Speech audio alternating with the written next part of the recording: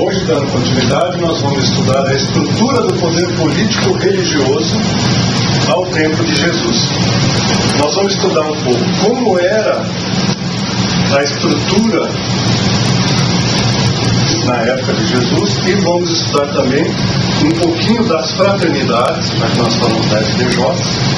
Nós vamos falar um pouquinho das seitas que havia naquela região, na época de Jesus, e vamos estudar também como era, muito grosseiro, muito rapidamente, as leis na época de Jesus. É muito importante a gente estudar isso, por quê? Porque conhecendo isso, vocês vão ver como Jesus foi audacioso. Como Jesus quebrou uma série de leis que havia na época. E o mais interessante é que Jesus disse: eu não vim destruir as leis, mas dar testemunhos delas. E aí nós vamos entender por que Jesus falou isso, se ele foi tão contrário a algumas leis. Para a gente entender do que Jesus estava dizendo. Certo? Então vamos primeiro conhecer a questão do poder político. Primeiro, o imperador. Na época de Jesus, a região de Israel era domínio do Império Romano. E o imperador à época de Jesus, por favor. O imperador à época de Jesus era Tibério. Tibério era o imperador. É muito importante a gente entender qual é o papel do imperador na estrutura do poder romano. Na estrutura do poder romano. Tanto que, quando Jesus foi perguntado pelos escribas e pelos fariseus se devia dar o tributo a Roma, a pagar imposto, o que Jesus fez? Ele pediu uma moeda. E naquela moeda havia a figura de Tibério. E sabe o que estava escrito na moeda? Tibério, Deus. Deus. Deus. Porque o imperador era equiparado a Deus. Então, na cultura romana politeísta, o imperador era Deus. Okay? Então vocês imaginam o poder que Tibério tinha. Eles chamavam na época assim, não na frente dele, mas chamavam ele o velhinho. Havia, na estrutura do poder, havia a figura do procurador do império. E nós vamos depois entender o que é o procurador do império. Ele era o governador da Judéia. Judéia, vocês se lembram, que havia sido dividido o reino de Israel em duas partes. A Judéia, que ficava ao sul, e a Galileia, que ficava ao norte. Então, Pôncio Pilatos governava a Judéia, consequentemente a área onde estava Jerusalém. Então ele era o procurador, ele era o governador daquela região. Ele tinha poder dado pelo imperador. Pilatos pertencia ao exército de Germânico, que era filho de Augusto. Augusto era o imperador antes de Tibério. E ele foi assassinado em Alexandria a mandado de Tibério. Então vocês veem como é que o Tibério era coisa boa, Matou o Augusto para assumir o império. É uma maravilha, Aventureiro e ambicioso, sem escrúpulos, aceitou se casar com Cláudia, enteada de Tibério, de fama pouco honrosa, e após o casamento, Pilatos pediu o governo da Judéia, porque era muito rentoso. Porque lá estava o centro religioso da região que dava muita grana para Pilatos. Ele queria fazer o pé de meia. Havia também a questão da tetrarquia. E nós vamos entender o que é um tetrarca. Mas o tetrarca da Galileia, portanto, onde Jesus era galileu, né? Jesus vivia em Nazaré, que ficava na Galileia. Então, judicialmente, a região onde Jesus morava estava subordinada a Herodes Antipas. Herodes Antipas, que era filho de Herodes o Grande. Herodes o Grande foi quem mandou matar as criancinhas quando Jesus nasceu. Então Herodes, futuramente chamado Grande, que era o pai dele, conseguiu proclamar-se rei independente de Roma e governar despoticamente vários anos até o dia de sua morte trágica. Seu pensamento era formar uma estirpe real do seu nome. Então todos os filhos dele chamavam Herodes também. E em seu testamento ele dividiu o país em 3 partes e legou a seus 3 filhos com o mesmo título de reis. Mas o imperador romano negou tal desejo a Herodes e concedeu-lhe somente o título de governadores. Assim, Arquelau foi indicado como tetrarca da Galileia e da Samaria, da Judéia e da Samaria. Herodes Antipas, tetrarca da Galileia, e Herodes Felipe, tetrarca da Itureia. Tetrarca é um termo grego que significa para os romanos, na sua divisão territorial, príncipe ou funcionário que governava a 4ª parte de um reino dominado. Então, por isso tetrarca, porque o reino foi dividido em 4 partes e dado aos 3 filhos, sendo que um ficou com 2. Etnarca era o título dado a quem governava uma única província. Se fosse, não houvesse divisão, aí seria etnarca, mas como foi dividido, virou tetrarca. Tá claro? Depois disso, nós tínhamos o sumo sacerdote. Aqui nós já saímos de Roma. Aqui já é a estrutura interna de Israel. O sumo sacerdote, na época de Jesus, era Caifás. Gente, o sumo sacerdote, como eu já falei rapidamente para vocês, se fosse os dias de hoje, nós iríamos pegar na mesma figura, na mesma pessoa, o Papa mais o presidente do país. Então isso era o sumo sacerdote. Ele era o Papa, se assim podemos dizer. Seria a maior autoridade religiosa, mas ao mesmo tempo era o presidente, a maior autoridade política. Isso era o sumo sacerdote. Ele era o cara. Ele era o cara. Ele era o presidente, como se fosse presidente também? Porque na época de Jesus, o político e o religioso era um só. Não havia separação. Então a mesma pessoa, os Caifás, ele era a maior autoridade religiosa, mas que também era a maior autoridade política, porque naquela época não havia divisão. Okay? Abaixo. Mas o sumo sacerdote era que nem presidente também? Era, porque o político e o religioso era uma coisa só. Então ele é que governava todo, a última palavra em termos de política era ele que dava. E em termos religiosos era ele que dava. Era a mesma pessoa, não havia separação. E o Caifás era o como que? Ele era o sumo sacerdote. Na época de Jesus, ele era o sumo sacerdote. O Caifás era. Era o sumo sacerdote. Ele era político e religioso. Exatamente. Só que sempre entendendo que ele estava subordinado a Pilatos, porque a sede do templo de Jerusalém estava sob jurisdição de Pilatos. Então, ele era o bambambam, faz de conta. Porque ele só tinha autoridade sobre as questões políticas e religiosas internas.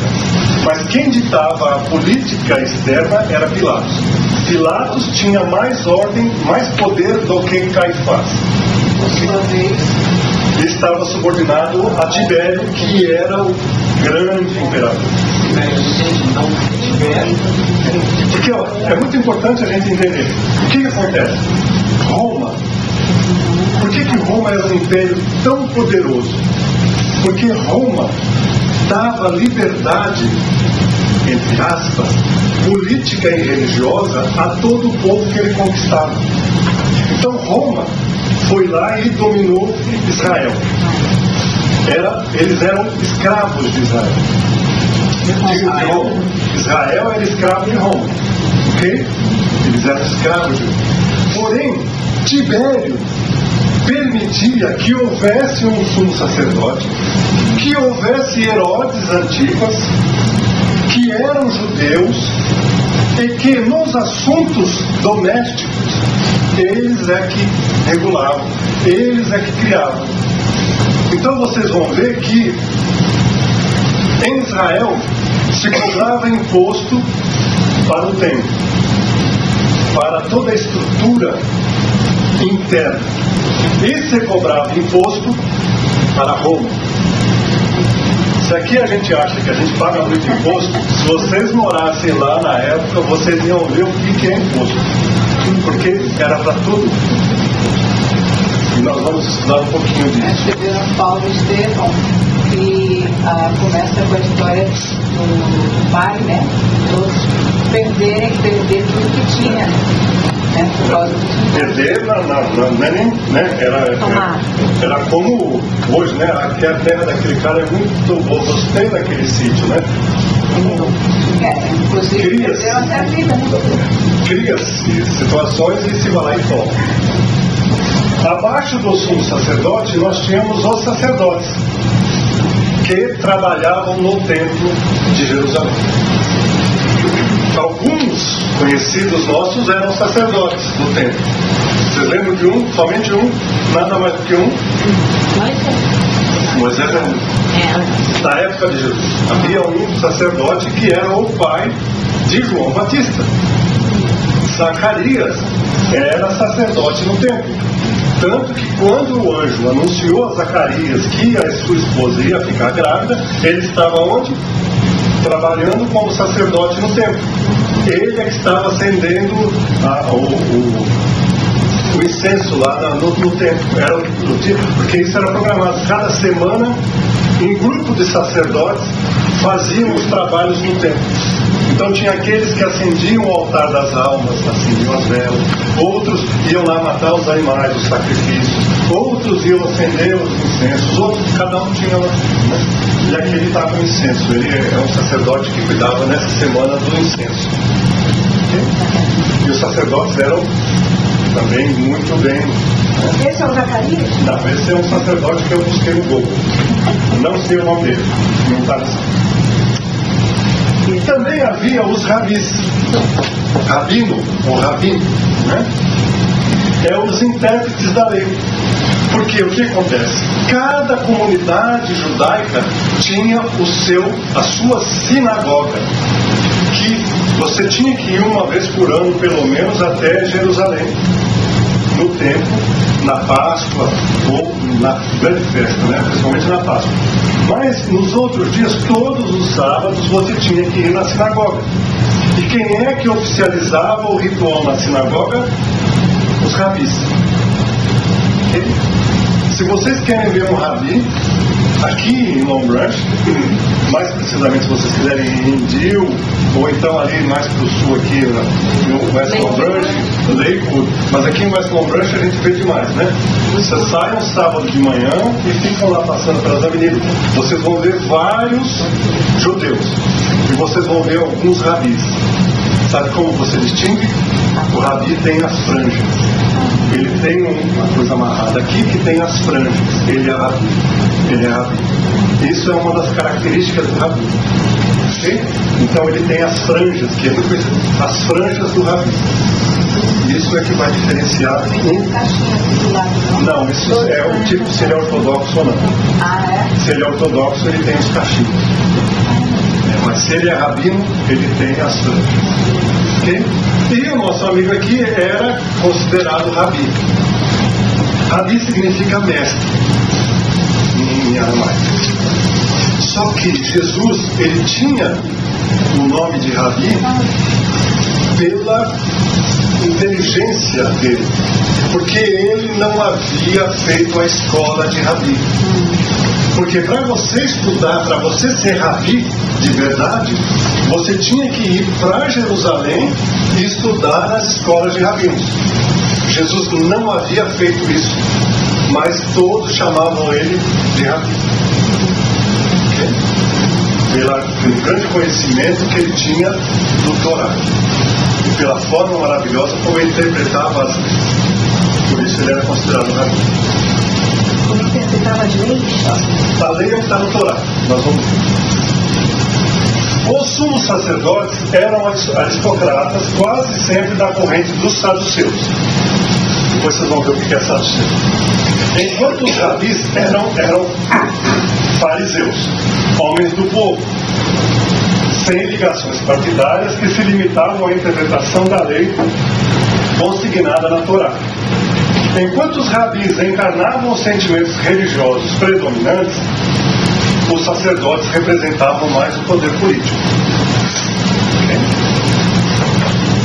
A esse tempo, no tempo de Jesus, 3 famílias disputavam periodicamente, revezando-se o cargo de sumo sacerdote.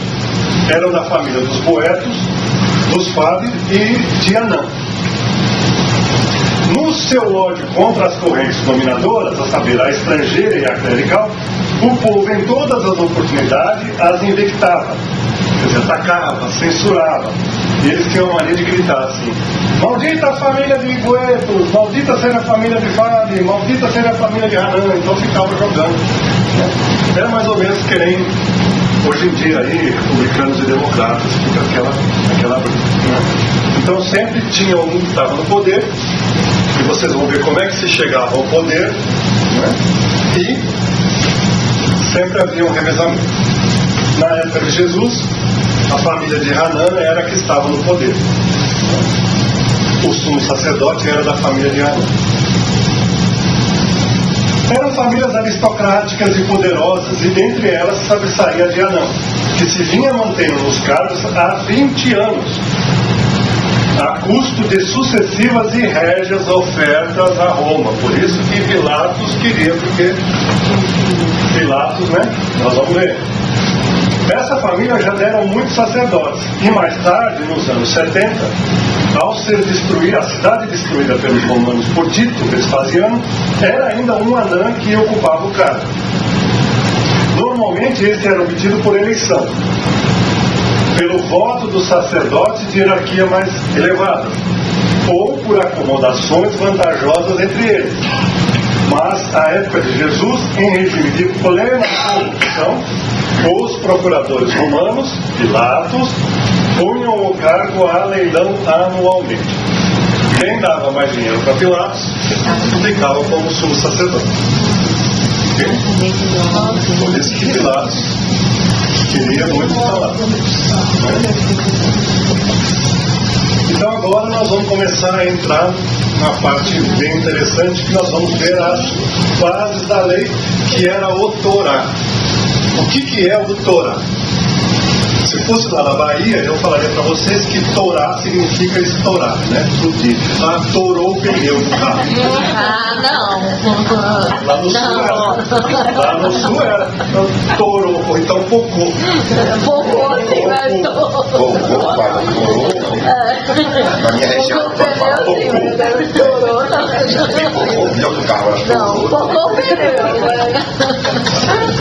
Então, o Torá, gente, o que é o Torá? Peguem a Bíblia, peguem os 5 livros primeiros da Bíblia, isto é o Torá. São os 5 primeiros livros da Bíblia. Okay? Gênesis, Números, Levíticos, Deuteronômio, que é o último, e tem o Êxodo. Esses são os livros. Eles são atribuídos a Moisés, e principalmente o Levítico e o Deuteronômio são os 2 principais onde estão escritas as leis. Elas é que são as bases da política e da religião na época de Jesus. E ainda hoje. Porém, hoje já é interpretado um pouco diferente. Mas ainda é a base. Então a Torá é a reunião desses livros. Os 5 primeiros livros. Okay? Então vamos começar a ver um pouquinho dessas leis. Desculpa, Marcos, mas nesse caso não teve uma pequena modificação de tradução? tradução do Torá para esses Sim. livros? Não, mas basicamente, se você for olhar, é pouca coisa. Houve muita modificação depois no Evangelho. O Torá é mais ou menos tudo. A Roma também seguiu o Torá? Não. A Roma, não. Até hoje, não. O Torá, na verdade, só os judeus é que seguem, mais ninguém. Os católicos, eles veem os livros, eles entendem, mas você vai ver que nada do que está aqui, católico nenhum, cristão nenhum, segue. Isso é típico dos judeus. E com o Império Romano colonizando lá Israel, o que eles achavam? Lembra que eu falei para vocês? Qual era uma das melhores características do Império Romano? Ele dava liberdade religiosa e não impunha a religião deles para o povo que ele conquistava. Então ele aceitava que os judeus seguissem a sua religião, eles não interferiam nisso. Essa foi uma grande sacada do Império Romano, porque por isso que ele conseguiu fazer com que houvesse poucos levantes, poucas revoltas contra ele. Porque apesar dele dominar e de fazer com que aquele povo ficasse abaixo dele, ele respeitava as regras daquele povo. E eles seguiram Os romanos, eles eram politeístas. Eles tinham lá, você já deve ter visto demais, eu sempre confundo, né? Porque os romanos, eles roubaram a cultura grega. Né? Então, quando eles roubaram a cultura grega, eles roubaram os deuses gregos. Então, se você olhar, você vai ver que, do jeitinho que é, a religião grega naquela época é a romana, eles só mudaram os nomes. Então você tinha, para o grego, é Zeus, que era o deus maior. Para os romanos era Júpiter. Mas é a mesma coisa, só mudou o nome. Depois você tinha, eu não vou lembrar os nomes romanos, né? A gente sabe mais dos gregos. Você tinha Martes e você tinha o romano, a mesma coisa. Então eles tinham a mesma, então era aquele monte de deuses, né? O deus do amor, que era um lado, era Vênus, o grego, e Afrodite, para os romanos, mas era a mesma deusa. E assim vai. Eros é o Cupido. O Cupido para os romanos, para os gregos, e Eros para os romanos. Mas vamos lá, que Mas o Torá não era igual à Bíblia? Torá é os 5 primeiros livros da Bíblia. Ele é os 5 primeiros livros da Bíblia. A nossa Bíblia de hoje, se você pegar lá os 5 primeiros livros, se você pegar o Torá judaico, é a mesma coisa. Só a nossa interpretação que é diferente, a gente não leva ao pé da letra como eles levam. E vocês vão ver aqui o que é o pé da letra. Então, a primeira questão que salta aos olhos é a questão de puro e impuro. Okay? E vocês vão ver como isso é sério. Okay? Então, a comida. Nós já falamos um pouquinho sobre isso, nós vamos só repassar para vocês lembrarem. Né? Está lá em Levítico 11, 2, 4. Dentre os quadrúpedes comereis todo o que tem a unha fendida e rumina. Porém, todo o que rumina e tem unha, mas não é fendida, como o camelo e outros, não comereis. E contá-lo-eis como animais impuros. Então vamos lá, né? Para ficar muito claro, né? Todo o que rumina. Quem é que rumina? Tirando os velhos que ficam lá. A vaca rumina? Rumina. O camelo rumina? Rumina. Né? O porco rumina? Não. O porco não rumina. Quem mais que rumina? Cavalo rumina? Cavalo rumina. Ok? E tem mais um monte de bicho aí que rumina. Certo? E o que é ter a pata fendida? Né? Se vocês forem olhar a vaca tem como se fosse um unha. O casco dela, ele é dividido. Ele é dividido em 2 partes. Pode olhar que ele é dividido em 2 partes.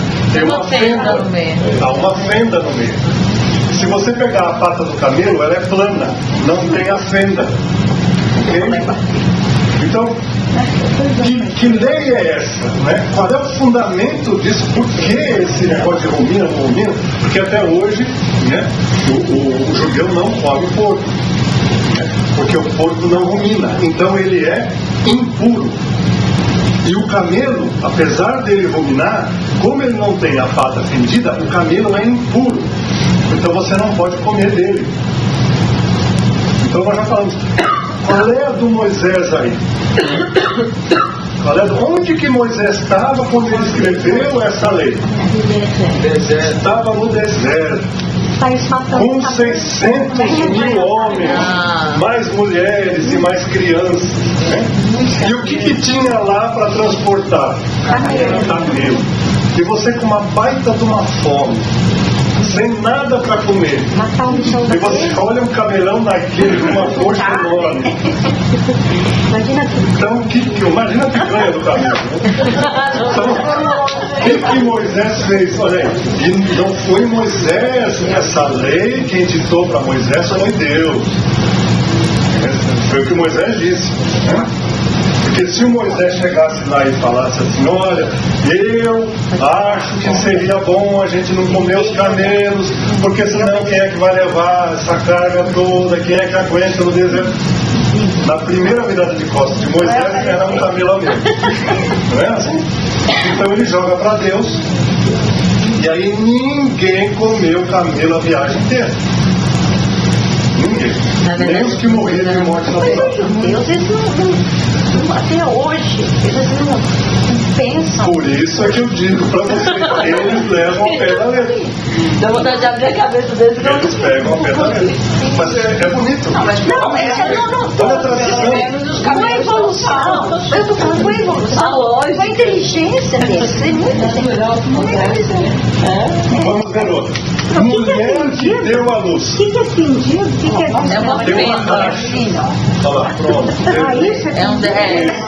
Tem uma Não pena. sabemos, não tem isso. Não, olha lá, chegando em casa vocês pegam uma pata de uma vaca e olhem, pegam a pata do camelo e dá uma olhada que vocês vão entender claramente o que é. Olha que legal, em Levítico 12:2, se a mulher, tendo concebido, der à luz a um menino, será impura 7 dias, como nos dias da separação de menstruo. Por quê? Neste período ela está impura. Mas vocês viram que eu grafei bem? Der à luz a um menino. Porque se for menina é pior ainda. Aí não é 7, é mais ainda. Ok? Então é isso aí. A mulher, ela fica impura durante 7 dias depois da menstruação. E nós vamos ver daqui a pouco como é rigoroso. E se ela desse à luz, ela também ficaria, depois de ter dado à luz, 7 dias impura. Se alguém tocasse a ela, ficava impuro também. Se ela estivesse sentada numa cadeira e levantasse, se alguém fosse lá e sentasse, ficava impuro também. Aí tinha ou fazer sacrifício no templo para pagar a impureza, e aí se livrava, ou ia ficar aqueles dias todos. Nossa, coitada, uma mulher acabou de ganhar neném, né? Porque ela mais precisa de ajuda, ninguém podia gostar perto dela. Nem chega perto. Se virar pro sozinho. Ok? Lepra, olha aqui, olha lá. Fica com ela. Menino, tudo bem, a menina já era aí. Ninguém podia chegar perto da mulher que tinha concebido. Não, durante 7 dias ela era impura. Aí tiravam a criança. Ninguém podia chegar. A criança Sozinha. também E ela ficava impura. perto da mãe, a criança também não. E ela ficava impura. Só um minutinho. Por isso que a criança, depois de certo tempo, ela tinha a circuncisão, se era menino, para ir ter o ritual de purificação, para tirar essa impureza de ter tido contato com a mãe. No caso da comida, já tinha um porquê. E qual o porquê dessa lei? De novo, sempre nós temos que levar em consideração, né, que toda essa legislação que Moisés criou era uma legislação para um povo que estava caminhando pelo deserto. Não havia hospital, não havia água, não havia higiene. Então vocês vão ver que ele foi um sanitarista, que ele foi um biólogo, que ele foi uma pessoa que teve uma visão muito grande. Porque imagina aquele povo no meio do nada, né, tendo contato ou tendo relações sexuais com uma mulher que acabou de sair do menstruo, a condição de higiene que isso não tinha na época e as consequências que isso poderia trazer para aquele povo que estava ali, que já era um povo por si, que já vinha de uma situação do Egito em que havia uma promiscuidade muito grande, uma falta de uma série de coisas. Então ele estava criando regras para conseguir levar aquele povo são e salvo até a terra prometida. Então, para nós parece ridículo, mas há um fundamento muito grande por trás disso e uma inteligência muito grande de Moisés. É isso que eu fico admirada de Moisés, assim, naquela época, né, assim... Olha a questão da lepra, e vocês vão ver como isso, depois disso sendo deturpado, isso foi terrível. Em Levítico 14, 54 a 57, ele vai dizer: e esta é a lei acerca de toda a espécie de lepra e de tinha a doença de pele, e acerca da lepra dos vestidos, e a lepra das casas, das cicatrizes e das erupções das pústulas, das manchas luzentes e das diversas mudanças das cores, para que se possa saber quando qualquer coisa é pura ou impura. Aí sabe o que acontece? Puseram no meio da lepra um monte de coisas normais, doenças, tipo uma micosezinha, é lepra. Alergia. Uma alergia, é lepra. E o que acontecia com o leproso? Ele era terminante proibido de conviver com a sociedade, com a família. Ele era levado para um local isolado e era abandonado lá e não se podia chegar perto. Era pena de morte se um leproso fosse visto na cidade. Por isso que eles vinham, quando Jesus começou a curá-los, eles vinham encapuzados, escondidos, para que ninguém visse as manchas. E tudo era lepra. Até as casas, até as roupas de quem era considerado como lepra tinham que ser queimadas. Gente, isso aqui parece muito rigoroso. Em 1960, em pleno São Paulo, Porto Alegre, era a mesma coisa. Se você era diagnosticado com lepra, você era tirado à força da sua família, era levado para uma colônia, a sua casa era queimada. Todo o Brasil inteiro, até 1960, era desse jeito. Eu conheci em Pirapitingui, que é uma colônia de ranceníase, lá em São Paulo, na cidade de Itu, eu conheci muitos leprosos que foram dessa época e eles contavam para nós. Tinha um senhor que ele era muito... A gente gostava muito dele porque ele era um criolãozão. Sabe aqueles azulão assim? Ele era um criolão daquele jeito azulão, assim, mas maravilhoso. Criolão no sentido gostoso, né? E ele falava alemão, que era uma beleza. Porque ele era do Rio Grande do Sul e foi adotado por uma família alemã.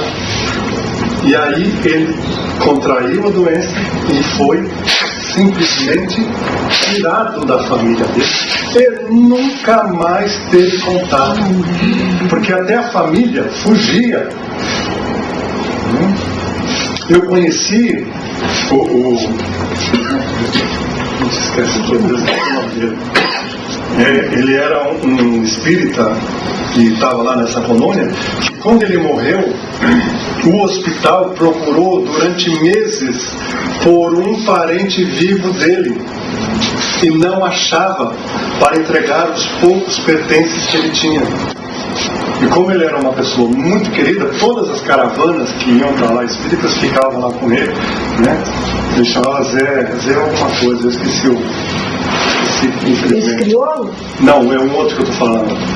Então, ficaram meses até que acharam um sobrinho dele.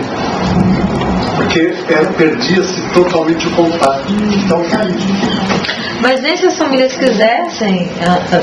mas ninguém queria. O problema é que todo mundo tinha medo de pegar.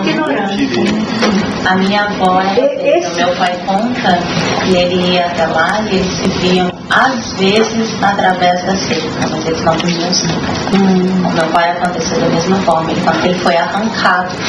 Com certeza. Era muito difícil. Graças a Deus que inventaram a SUFA. Você já ouviu falar da SUFA? SUFA, ela fez milagres para os leprosos, porque com o uso da SUFA, o primeiro efeito é que a lepra deixa de ser contagiosa. E aí ela deixou de ser uma doença exclusiva para ser tratado no seu lar.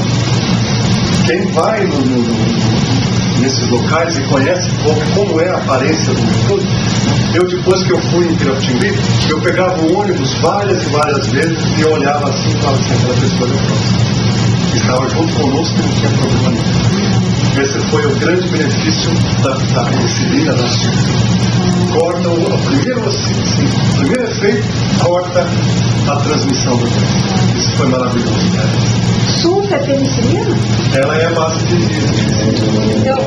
antibiótico. Isso parece muito distante da gente, né? Gente, eu estou falando de 1960.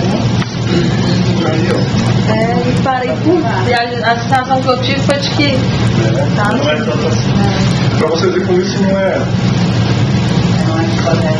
Não é só dessa. Mas nesse caso aí dessa época, né, até os que não tinham acabavam pegando, porque com uma manchinha já eram jogados. E aí virava mesmo. A gente falava, tá vendo como eu sabia que era?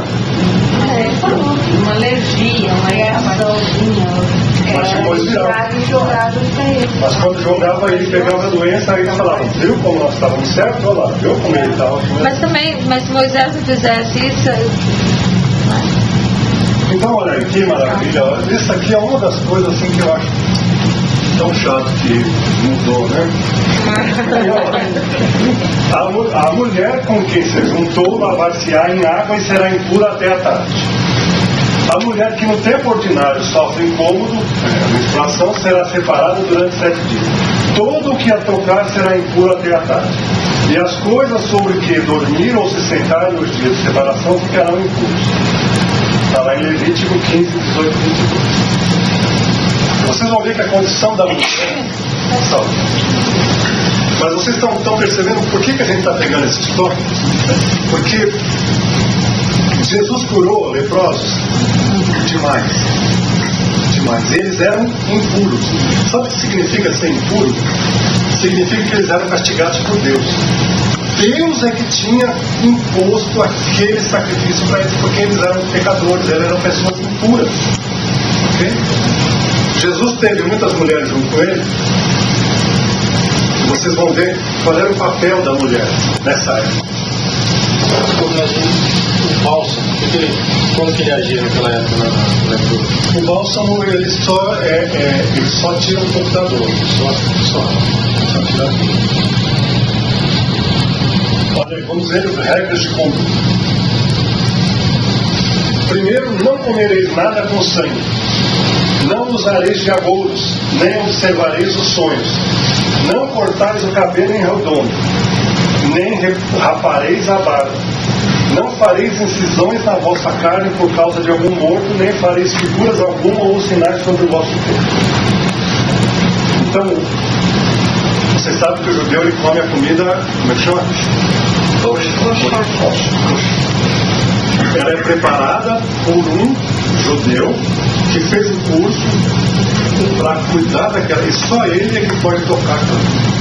E não pode haver nenhuma sobra de sangue no alimento, carne. Judeu nenhum come a picanha mal passada, sanguinolenta, aquela que eu gosto. Eu acho que eu tenho pedaço. Agora essa daqui do cabelo redondo, eu acho que Moisés tinha um primo que era barbeiro, que era o barbeiro da região, e o primo dele era muito puro. Então ele cortava só quadrado, e aí Moisés pôs essa para quebrar o galho do primo dele, porque não pode cortar o cabelo redondo e não veio outra explicação. Essa aqui também, porque os egípcios, eles tinham mania de fazer marcas para quando morria uma pessoa muito querida na família, eles faziam marcas, faziam tatuagens, faziam marcas no corpo. E Moisés queria cortar isso. Então ele proibiu e jogou lá para Deus. Porque isso não está escrito, né? Também não fareis figura alguma. Então a escultura para o judeu é proibida. Você não pode ter a figura. Lembra que eu falei com aquele rabino lá de Nazaré, aquele meu amigo cantor, que o rabino tinha uma bronca danada de Jesus? Sabe o que Jesus fez com o rabino, que quase matou o homem de coração? Desenhou ele O rabino era meio gordão, eu falei já que ele era meio gordão, né? O rabino que ensinava Jesus, quando Jesus tinha 7, 8 anos de idade, né? Aquele rabino meio gordão, né? E Jesus, com moda, assim, uma simplicidade, foi lá e desenhou assim, o rabinozinho, né? E tudo mais. Quando o rabino viu aquilo, quase teve um treco, que é proibido fazer figuras humanas. E Jesus fazia, Jesus desenhava, Jesus fazia esculturas, gostava de fazer, né, com argila, animais. Isso era proibido, isso era pecado. Jesus fez nesse rabino? Fez um desenho, uma caricatura do rabino. Mas no rabino? Não, no papel, no papiro. Mas da barba também não tem. A barba é uma questão de bom gosto.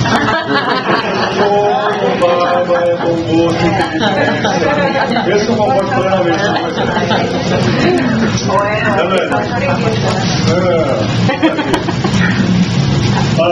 Não prostituas tua filha, para que a terra não seja contaminada. Não se encha de impiedade. Guardai os meus sábados e reverenciai o Então, não prostitua a filha, não porque a prostituição, não, é porque a tua terra vai ficar. Então, se a filha, o problema é dela, mas não na tua casa, porque senão contamina a tua terra. E como eu digo, a mulher não é insignificante naquela época. Para ela ser insignificante, ela tinha que melhorar muito a condição dela. A mulher era nada de nada. Guardai os sábados, até hoje o sabá é sagrado. A gente que está aqui em Lombrante, a gente vê ali no hospital, né, quando as mulheres judias estão grávidas, estão perto, e chega o sábado, elas vão para o hospital e ficam lá. Eles pagam o quarto para ela ficar lá, porque se ela tiver dores de parto, se ela estiver em casa, ela não pode vir para o hospital. Então elas já ficam aqui, ou alugam hotéis aqui pertinho do hospital. Porque eles só podem andar, tem uma distância limite que eles dizem que você pode caminhar no sábado, que é normalmente a distância onde fica a sinagoga. Por isso que se você olhar aqui também, existem várias sinagogas. Se vocês andarem em Gil, vocês vão ver que tem sinagoga muito perto. Por quê? Porque a lei não permite que você ande além de uma distância. Então, eles pegam ali, tem uma sinagoga, aquele raio está coberto. Você vai naquela sinagoga. Depois tem outra aqui, está coberta, aqui, e assim vai. Quando vai procurar a casa, tem que ser perto da sinagoga. Tem que ser perto da sinagoga. Não pode ter uma distância além. Se você tem que morar perto da sinagoga? No pôr do sol. No pôr do sol, acabou, já é sábado.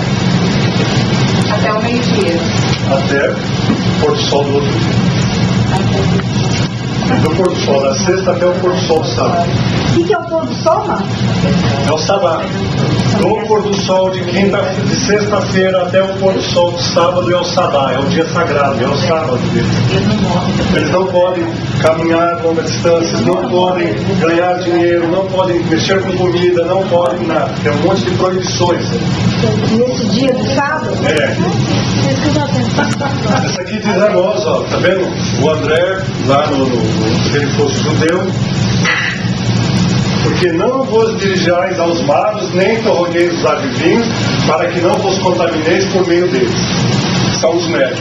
Está proibido falar com médium, porque médium fala com o defunto, e isso é terrível, isso é proibidíssimo. Falar com o morto. Ok? Levanta-te diante de uma cabeça encanecida, cabelos brancos, então, e honra a pessoa do velho, e teme ao Senhor teu Deus. É Levítico, pelo menos coisas boas, né? Respeitar os velhinhos, né? E até hoje é muito bonito que no Pessá, na celebração da Páscoa, a pessoa mais idosa que está ali naquele dia, no jantar, ele é que vai contar a história do povo simbolizada no Pessá. Sempre é o mais idoso que vai contar e vai passar a tradição para as crianças. Contar a Páscoa? A história da Páscoa? Da Páscoa judaica, não a nossa cristã. Sacrifícios. Aí criança é bom, né? Então vamos ver que maravilha. O homem que oferecer ao Senhor uma vítima dos sacrifícios pacíficos, ou para cumprimento de votos, ou para oferta espontânea, seja de bois, seja de ovelhas, oferecerá um animal sem defeito, que seja agradável, e não haverá nele nenhum defeito. Legal? Então, ó, vocês perceberam aqui? Quais eram os animais sem defeito? Só os animais que os sacerdotes vendiam. Se você levava um animal da sua casa, tira. Eles acham, ou ele era manco, ou ele tinha uma mancha. Não, essa mancha aqui não é proibida, tem defeito. Ou ele tinha uma orelha maior que a outra. Todos os animais que não eram adquiridos no templo tinham defeito. E quem vendia? O que eles faziam com os animais? Sacrifício. Mas pra quê? E com a carne? Porque Deus... Você já imaginaram o tamanho do nariz Era de o Deus? comércio. Você já imaginou o tamanho do nariz de Deus? Então, o nariz de Deus deve ser um narigão bem grande, assim. Todo respeito, Senhor. E segundo o judeu, a casa de Deus era o templo de Jerusalém. Havia lá o santo do santo, que era onde Deus ficava. E todo o sacrifício, todo o animal, qual era o ritual do sacrifício? Havia uma grande pira, né? Um grande local ali, onde você ia, você pegava o animal, podia ser uma pomba, para quem era pobrezinho, podia ser um cordeiro, podia ser uma ovelhazinha, podia ser um cabritozinho, podia ser uma vaca, para quem tinha mais dinheiro era a vaca, né? Aí você levava aquele animal sem defeito algum, né? Aí tinha lá o sacerdote que era o encarregado do sacrifício e ele ia cortar a jugular do animal e ia espargir o sangue no altar do sacrifício. O altar ele era todo de brasa, ali queimava dia e noite, queimava a lenha, então era brasa. E ele espargia o sangue do animal na brasa, porque, segundo o Torá, Deus ficava com o seu narizinho ali em cima, respirando o cheirinho, porque Deus adorava o cheirinho de sangue queimado na brasa. Então, sério, leiam lá que vocês vão ver que é isso que está escrito. O animal eles jogavam fora. Jogava. Eles pegavam uma parte do animal. Vou dar um exemplo. Pegavam uma vaca, né? Pegava a vaca, aí depois que tirava o sangue, eles iam dar umas partes para quem levou para o sacrifício. Eles davam, por exemplo, o pescoço da vaca, né? Eles davam assim o colchão duro, né? E aí que eles pegavam todo o traseiro da vaca era para o templo. Entende? Aí eles pegavam essa comida, davam para os levitas, que eram os... Mas você disse agora atrás que eles comiam carne, sabe? Tirava o sangue. Por isso que você tirava todo o sangue, você, no altar, você sangrava todo o animal inteiro. Todos, eles comem a carne, mas sem sangue. Deixa ela torrar bem. Deixa ela torrar bem e tiram o sangue ali no altar do sacrifício. Saiu todo o sangue? Todo? Nada de chouriço, nada disso. Não. O sangue que ficava na carne, eles passavam ela bem assada, e aí o sangue todo evaporava, e ficava sem sangue, não tinha sangue. Por isso que não comiam carne mal passada. Okay? Mas a maioria do sangue era todo tirado. Jogado no altar do sacrifício.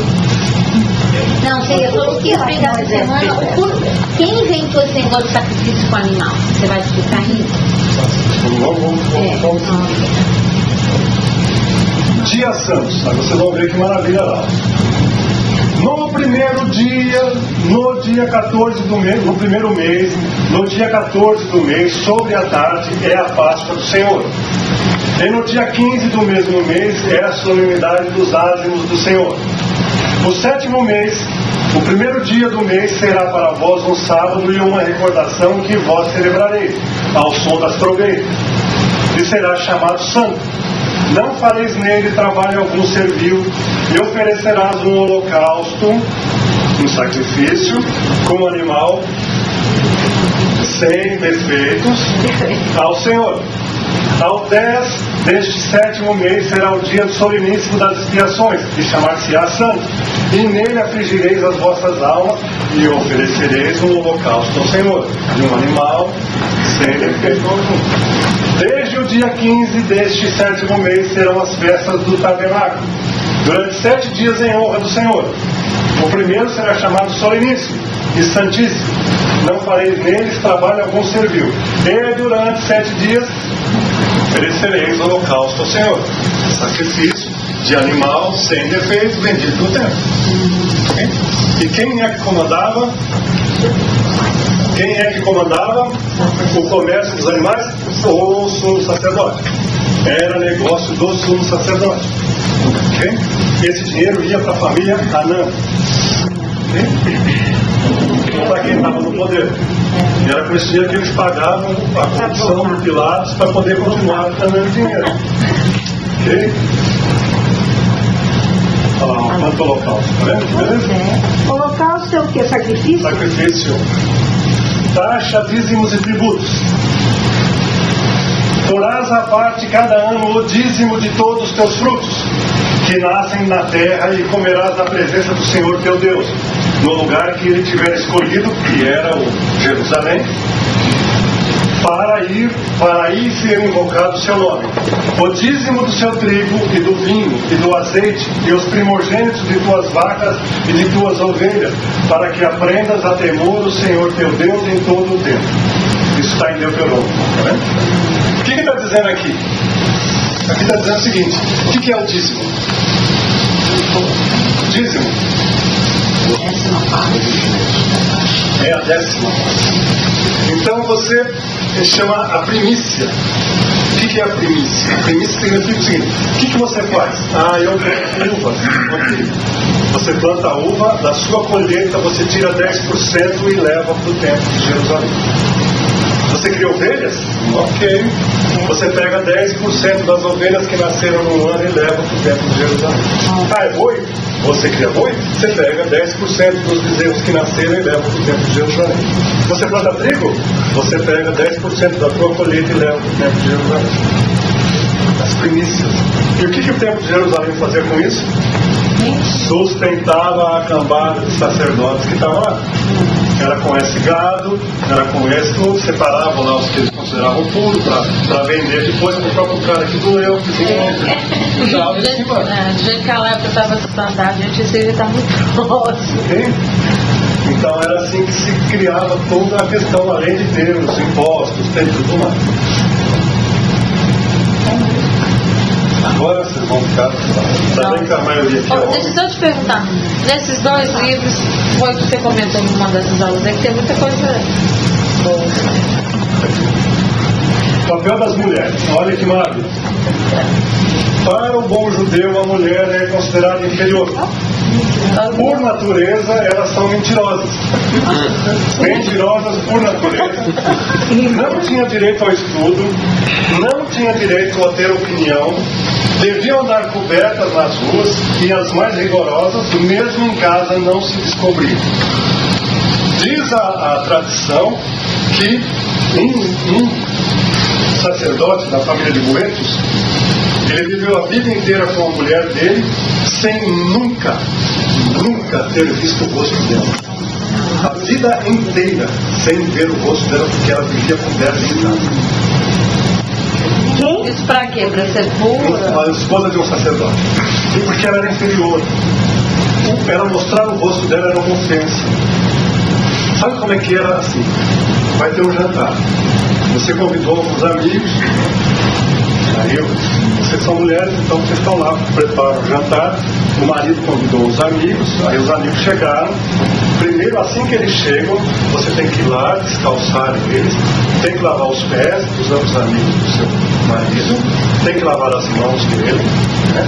Se for mais importante, você unta o cabelo deles com óleos, okay? Isso é uma obrigação sua, okay? Depois vocês põem a mesa, okay?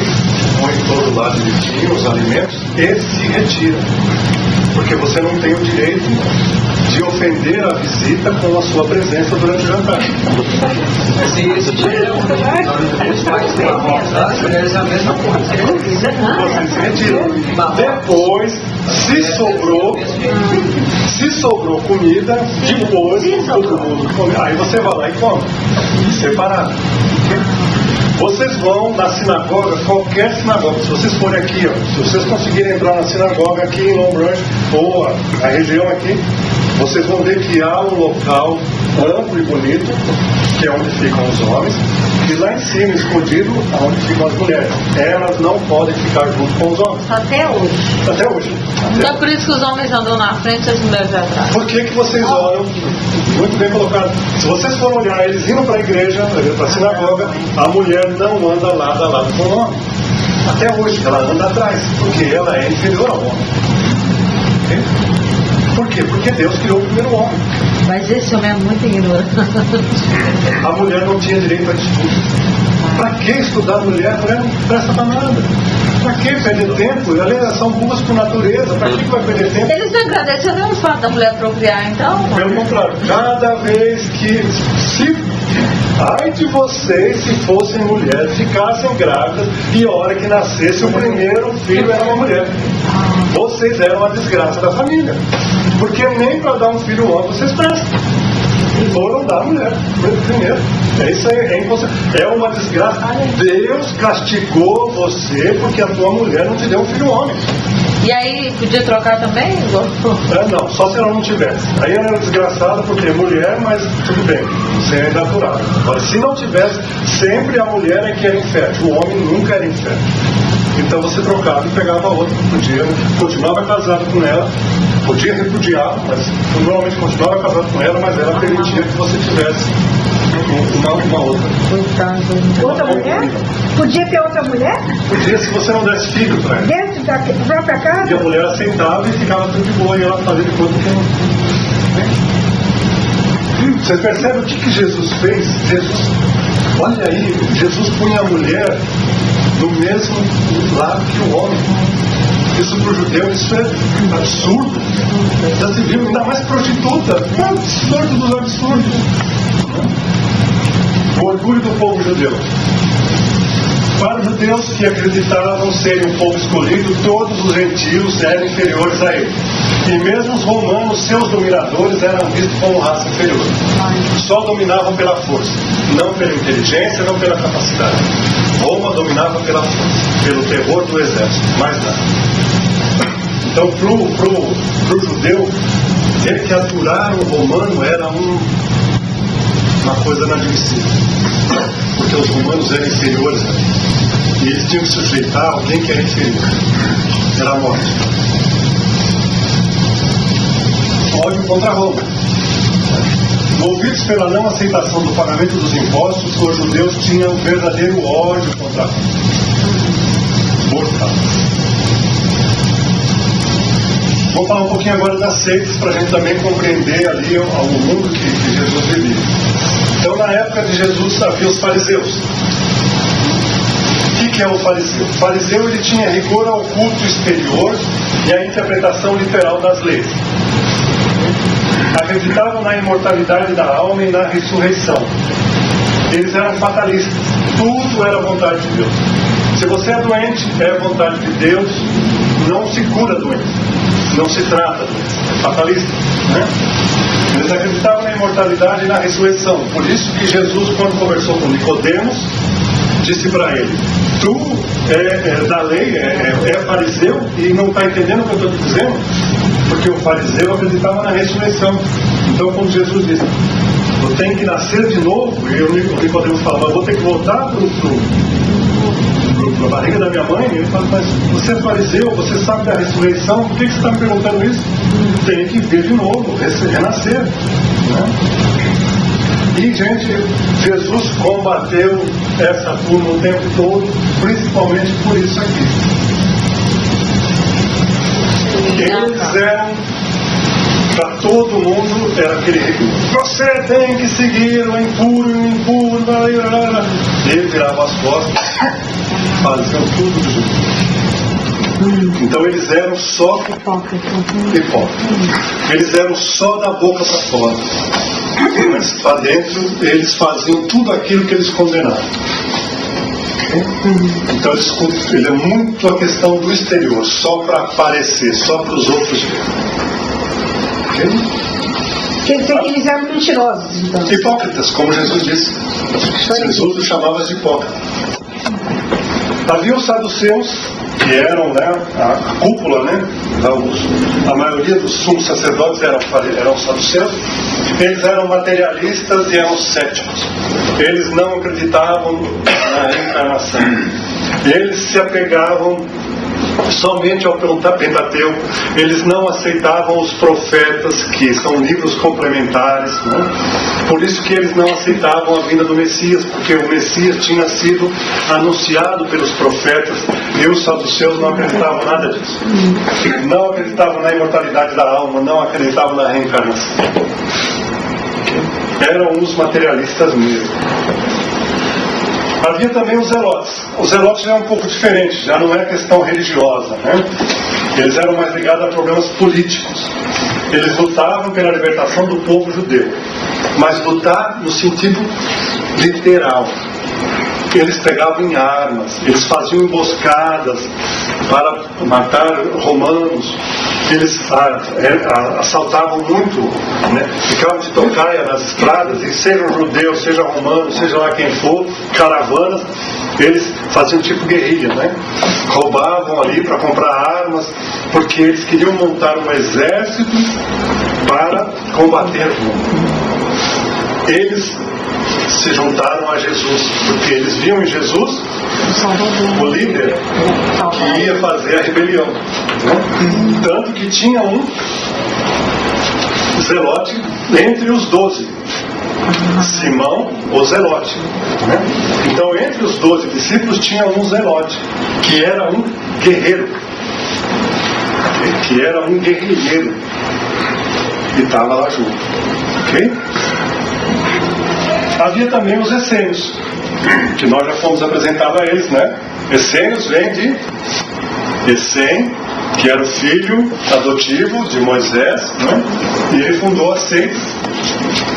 E aí nós vamos ver aqui algumas das principais filosofias dos essênios. Eles diziam assim: o corpo orgânico era destrutivo e a matéria transformável e perecível. As almas eram individuais, imortais e indestrutíveis. Eram parcelas infinitesimais do Deus Criador, que uniam-se ao corpo através de uma substância fluídica. Praticavam a caridade ao próximo. Eram os terapeutas. Eu vou falar com vocês dos terapeutas. Acreditavam que as virtudes e a conduta reta eram frutos da continência e do domínio das paixões inferiores. Esse outro nome seria a reforma íntima. Eles são espíritas. Nós somos assim. Teve até uma discussão, né, que Jesus teria essa parte, né? Nós falamos um pouquinho na semana passada, né? Tá. Porque eles conviveram, né? É óbvio. Jesus conheceu os essênios com toda certeza. Jesus foi discípulo dos essênios? Ninguém sabe. Jesus tinha alguma coisa a aprender com os essênios? Tinha a ensinar. E os terapeutas era muito legal, porque os terapeutas, eles eram viajantes. Os essênios, eles tinham comunidades, eles eram bem legais. Haviam várias comunidades, uma perto de Nazaré, e eles viviam retirados das cidades. Ali era mais de homens, né? As mulheres também pouco frequentavam. Eles tinham rituais de entrada, né? Tinha passos, você entrava com badeco, né? Não era badeco, mas vamos dizer, para vocês entenderem. E depois vocês iam passar aprendiz até você se tornar mestre. Então tinha várias coisas que você tinha que evoluir dentro ali, provar a sua transformação, a sua conduta reta, para que você pudesse praticar principalmente o amor ao próximo através da caridade, né? Era a tradição. Todas as vezes que morria o pai e mãe e a criança pequena ficava órfã, ela era levada para a comunidade essênica mais próxima e era criada por eles. Okay? Por isso que João Batista... homens. Por isso que João Batista, quando o pai e a mãe dele morreram, porque quando ele nasceu, os pais já eram bem idosos, ele foi levado para os essênios, e João Batista era essênio, com certeza. Okay? E ele tinha os terapeutas. Os terapeutas viajavam de comunidade em comunidade e eram muito procurados pelos doentes, porque eles eram como se fosse hoje os... como é que chama? O médico homeopata. Então eles tratavam as doenças com ervas e com vários. E eram muito queridos aonde eles fossem, né? E haviam essênios que não viviam na comunidade, que viviam nas cidades, e eram os hospedeiros desses terapeutas. Então eles se conheciam por sinais secretos, e quando o terapeuta chegava naquela cidade, ele sabia em qual casa que ele deveria ir, que eram os simpatizantes dos essênios e que ia recebê-lo e acomodá-lo enquanto ele estivesse ali. E eles tinham liberdade para trabalhar nesse sentido? Eles eram muito queridos, muito queridos. E todos eles seguiam o Torão. Sim, eles eram judeus. Mas aqui já está... Para diferenciar O que a gente vê é o seguinte, né? O que eram os essênios? Os essênios são um grupo de espíritos capelinos que foram convidados por Cristo para virem antes do que ele, para anunciar aquilo que ele viria anunciar com mais tempo.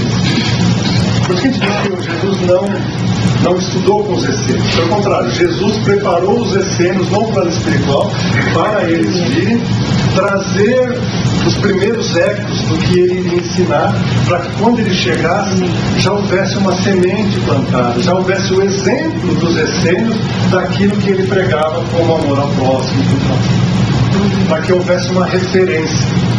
Quando Jesus falasse, eu já vi aquele nome. E aí ficava mais claro, entender o que Jesus disse. Eles vieram antes de Jesus. Antes, durante e depois. Se alguém, muitos, eu tenho certeza que você já ouviu falar dos manuscritos do Mar Morto. Já ouviram falar? Alguém? Nunca? Talvez? Não. Quem sabe? Então, há uns anos atrás, alguns já 20 anos atrás, né? Pastores estavam ali na região do Mar Morto. A região do Mar Morto é ali, pela região de Jesus ali, né? Um pouquinho para baixo, de onde Jesus ficava no mar de Tiberíades, ali o mar de Nazaré, ali, o mar de Tiberíades ou o mar da Galileia, e o Mar Morto fica mais ao sul, para pertinho de Jerusalém. E ali no deserto, pastores, há 20 anos atrás, estavam lá assim, meio entediados. Sabe que o homem, quando está entediado no meio do deserto, ele adora pegar pedra e ficar jogando para lugar nenhum. Então eles começaram a pegar as pedras e tal, e acharam uma gruta, e acharam legal jogar pedra para ver se acertavam na ponta da gruta. Aí eles acertaram, só que fez um barulho meio estranho. Aí jogaram de novo, fez um barulho estranho, barulheiro. Aí chegaram lá dentro da gruta e haviam vasos enormes de barro, grandes, né? E um desses vasos foi acertado pela pedra e quebrou, e adentro havia manuscritos. E aí foi chamado os paleontólogos, os egiptólogos lá da região, e eles fizeram a datação, e aqueles manuscritos eram da época de Jesus, 2000 e poucos anos de idade. E esses manuscritos rapidamente foram recolhidos todos, e pouquíssimos tiveram acesso a isso. Muito pouco foi divulgado, porque é da época de Jesus.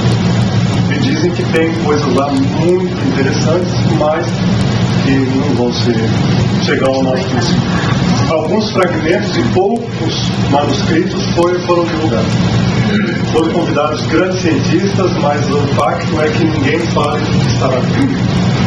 E nós vamos ficar sem conhecer o conteúdo daquilo. Eles nunca guardaram. Foi liberado pouquíssima coisa. Não guardaram. Não, está no Jerusalém. Foi liberado muitas partes da Bíblia. Muita coisa que está na Bíblia vai tudo por água abaixo. Tem até um filme que conta a busca dessa. Aí uns 15, 10, não, mais de 10, 15, 20 anos. O que é 10, 15 anos? Quando foi descoberto os manuscritos do Mar Morto. E desde então vem sendo feito traduções, vem sendo feito um trabalho em cima deles, mas muito pouco foi divulgado. Muito pouco. Mas um dia... Quem sabe? E é completamente diferente da Bíblia? Não se sabe, Luísa, porque não se divulga. Não se dá para saber. Não dá para saber o que está lá. E... Acabou? Não.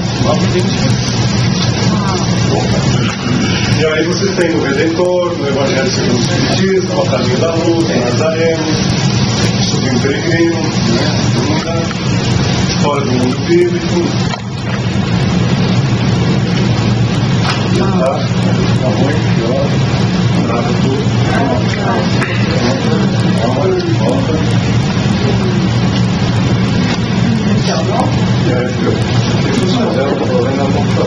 Não, é porque eu já fui pro fim. Contato mais com o pai e receber o auxílio do plano espiritual para dispersar aquela energia potencial que ele tinha, que era muito difícil, né? Era muito difícil estar encarnado, né? Por toda a potência. Vocês lembram que eu mostrei na semana passada, né? A ideia do que era estar num corpo. Jesus está num corpo novo. Aquilo para ele era muito difícil, exigia muito dele, muito. Quem não aceitava ele como Messias, enfim, é dado a passagem de toda a vida dele, e tendo visto tudo que aconteceu, passaram a acreditar, como é que foi? Mesmo assim não. Os judeus até hoje não acreditam que o Messias tem amor. Até hoje os judeus não acreditam que Jesus foi o Messias. Eles continuam esperando o Messias. Eles estão esperando o Jesus guerreiro para libertar o povo inteiro. Ainda, entende? Então é muito complicado. Por quê? Porque há uma ruptura muito grande. O Messias que é descrito pelos profetas e o que Jesus veio representar. Então aqueles que preferem ficar como os profetas, numa interpretação equivocada do que os profetas trouxeram, eles não conseguem enxergar em Jesus o Messias, o libertador. Eles não conseguem enxergar. Então Jesus morre, Jesus ressuscita, Jesus vem, dá